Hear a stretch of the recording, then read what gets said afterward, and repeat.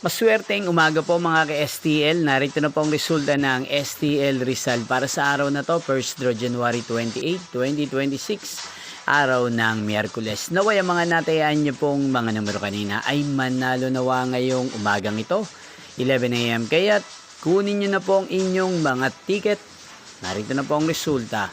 Ang mga numerong nanalo sa STL Rizal ngayong umagang ito, January 28, 2026, 11 AM. First draw result 2 at 31 in exact order.